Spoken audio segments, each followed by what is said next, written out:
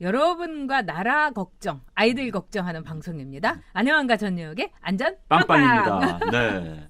자, 그러면 세 번째 주제로 가고 있습니다. 네. 이 문재인 얘기를 우리가 하는데 진짜 이번이 문재인 얘기의 하이라이트입니다. 네. 경제가 성공으로 가고 있다고. 정말 저는 뒷목 잡고 혈압을 났습니다. 자, 이제 헛소리 헛발짓. 야, 국민 죽는다. 이거는 진짜 저는 문재인 치매, 이거는 가짜뉴스인 성향이 크다 이러고 아직 치매 단계는 아니고 치매로는 가고 있다. 제가 그 생각은 했는데 치매입니다. 문재인 치매입니다. 네. 기가 막혀요. 그러니까 네. 정권 말기 현상입니다. 네. 이런 현상이요. 이제 정권 말기 되면 뭔가 문제가 터져 나오지요. 터져 나오면 이제 자기 탓하는 게 아니라 남 탓을 합니다. 기본적으로. 그다음에 왜 잘 되고 있는데 왜 못 된다고 하지? 그러니까요. 왜 반발? 이게 또 독재자들의 사고가 이래요. 독재자들이 아니 나라 잘 되고 있는데 이 아무것도 모르는 이 아래 것들이 말이야.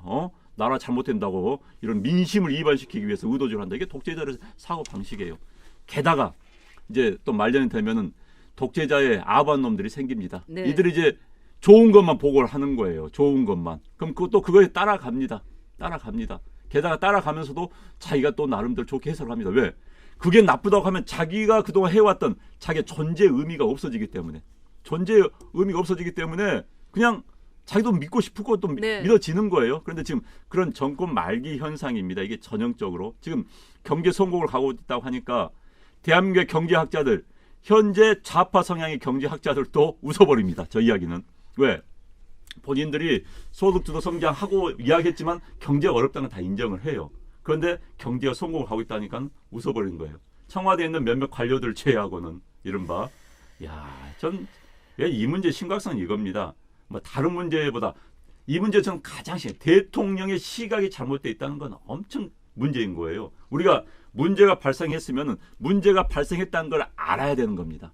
그리고 알고 그걸 바탕으로 해서 처방전이 나와야 되는 거예요. 그런데 문제가 암이 걸렸어요. 병이 걸렸어요. 지금 염증이 심해요. 그럼 염증이 심하다는 걸 알아야지 처방을 내고 협조하고 병원 가지 할 거 아닙니까? 그런데 염증이 심한데도 안 아파. 이런 거 똑같은 거예요. 이 시각이 그 몸을 멍들게 하는데 문재인 대통령 혼자의 몸이 아니라 대한민국을 멍들게 하기 때문에 이게 문제인 겁니다. 네, 정말 문재인 대통령 얼굴만 텔레비전에 나와도 미식미식해져 갖고 채널을 돌린다고 지금 한치훈님이 한혜숙님이 말씀하셨는데 진짜 제가 보기에는 이 정권은 사이코패스 정권이 분명합니다. 그리고 네. 치매 정권이 분명해요. 왜냐하면은 어떻게 이런 상황에서 아니 치매에 걸려갖고 헛것을 보지 않는 한 어떻게 이런 말을 할 수가 있냐고요. 지금 국민들의 그 어려움이라든가 경제 지표라든가 오늘도 엄청나게 안 좋은 4월 달에 그 고용 지표가 나왔습니다. 그랬는데도 경제가 성공적으로 가고 있다? 아니 이렇게만 얘기 안 해도 되지 않나요? 네. 그냥 경제가 좀 어려운데 앞으로 좋아질 거다. 근데 성공적으로 가고 있다고 하니까 너무너무 기가 막힌 거예요. 그리고 써니킴님께서 수렴청정 문정인 하는데 얼마 전에 문정인이 이런 얘기를 했습니다. 북한이 ICBM을 쏘면은 이제 끝장이다. 이거는 문정인을 통해 가지고 문재인이 메시지를 그나마 던진 겁니다. 이건 뭐냐? ICBM을 쏜다고 해갖고 정말 북바라기인 문재인이 뭐 바라겠습니까? 뭐 변하겠습니까? 그 치매가? 근데 정은이 보고 정은이가 이제 나를 상대를 안 해주고 말도 안 들으니까 전화도 안 받고 그러니까 그건 하지 마 이러면서 지금 빌고 있는 거예요. 저는 모욕을 느꼈습니다. 정말 진짜 국민 혈압 올리는 문통입니다. 네, 윤경님 말씀대로요. 네. 어떤 분이 말씀해 주셨지만 네. 장하성 씨가 그랬죠. 내년이면 좋아진다고. 아우. 네, 내년 지금 절반이 지났습니다. 뭐가 점점 악화되고 있어요. 게다가 네. 지금 이 사람들이 하는 뭐 취업자 수가 늘어났다 뭐 이런 이야기 하는데 그거 알지 않습니까? 우리 이야기했지만 취업자 수 늘어난 건 세금으로 잠시 정말 어르신들 일자리, 단기 알바 이걸 늘려놓고 일자리가 늘어났다. 뭐 청년들 뭐 취업률이 늘어났다. 말이 안 되는 소리 하고 있지 않습니까 지금? 게다가 지금 뭐 작년에 수출이 6천억 달러 넘었다. 작년은 그렇다 쳐요. 작년 하반기부터 지금 곤두박질 치고 있는데 작년 걸 가지고 마치 올해도 좋아질 것이다. 이건 아닌 겁니다. 천은 좋았어요. 그러나 하반기부터 계속 하락세를 하고 있는데 지금도 계속 가고 있고 게다가 환율 같은 경우요. 환율 문제 그냥 심각합니다. 지금 환율이라는 것은 우리 경제에 대한 국제사회 또는 우리 국민들의 믿음, 신뢰도입니다. 그게.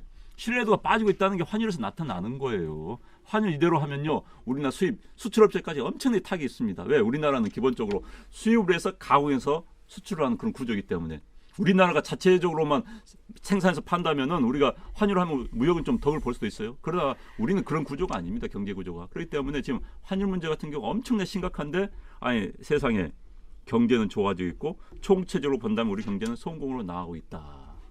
이건 아닙니다. 네. 네, 저희가 이제 달러 문제에 대해서 지난번부터 이제 많이 다뤘었죠. 안재욱 네. 교수님도 나오고 지금 이제 1190원 선인데 제가 이 환율 관리를 하는 분한테 물어봤어요. 그랬더니 도대체 왜 이렇게 오르냐? 그랬더니 자기도 오르는 이유를 모르겠다는 거예요. 그분이 이제 이 외환 관리만 하셨던 분인데 그러면서 확실한 거는 불안하기 때문이다. 그럼요. 그러는 신뢰 거예요. 문제입니다. 예, 신뢰 이건. 문제인데 네. 지금 그래서 도대체 어느 정도까지 그 올리느냐고 올릴 것 같냐고 이제 그랬더니 그분이 뭐라고 그러냐면은 자기가 생각하기에는 이런 이제 움직임이라든가 불안 심리로는 1,350원까지는 오를 것 같다는 거예요. 그래서 그래요. 그랬더니 그런데요. 환율이라는 건요. 심리가 제일 중요해요. 2,000까지도 오를 수 있는 거예요. 이러는데 제가 가슴이 덜컹하더라고요. 지금 이런 식으로 온 나라의 경제 시장을 쑥대밭으로 만들어 놓은 거예요. 그러면서 뭐 경제가 성공으로 가고 있다?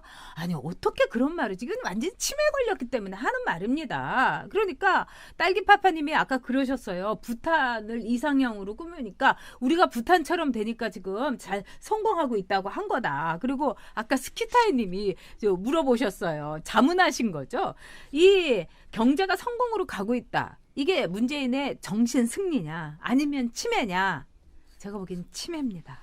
치매입니다. 지금 이제 달러 문제는 네. 달러는 건 이제 뭐 한국인뿐만 전 세계에서 안전 자산 가운데 하나입니다. 네. 금과 같은 안전 자산이에요. 그렇죠. 그런데 이제 어떤 분이 뭐 달러 지금 바꾸고 있다는데 그만 불안하기 때문입니다. 네. 저도 달러를 막 바꾸라고 전혀 권유하고 싶지 않아요. 그건 우리 경제에 안 좋은 겁니다. 아니 근데 저도 돈 있으면 좀 바꿔놓고 싶어요. 근데 이제 그래서는 안 돼요. 다 그러면 돈이 안 돼. 없어요. 그래서는 안 되는 건데 문제는 이제 국민들은 불안 심리를 인정을 해야 되는 것이죠. 국민들이 그렇게 불안하기 때문에 뭐 돈 가진 분들이 달러를 바꿔 놓는 거 아닙니까? 게다가 국제사회에서 현재 뭐 얼마 전에 한 2조 원 정도 빠져나갔다는 그렇습니다. 거 아니에요. 네. 투자자들이, 외국 무서운 투자자들이. 거예요. 그러면 네. 이제 달러 값이 오를 수밖에 없는 겁니다. 그래서 그 사람들 달러가 들어와야지 우리 가치가 떨어지는 건데. 그런데 지금 경제가 계속 정상이 안시로 가고 있는데 정상이다. 게다가 올해 성공으로 나가고 있고 올해 뭐 좋아진다. 내년부터 성과가 보인다.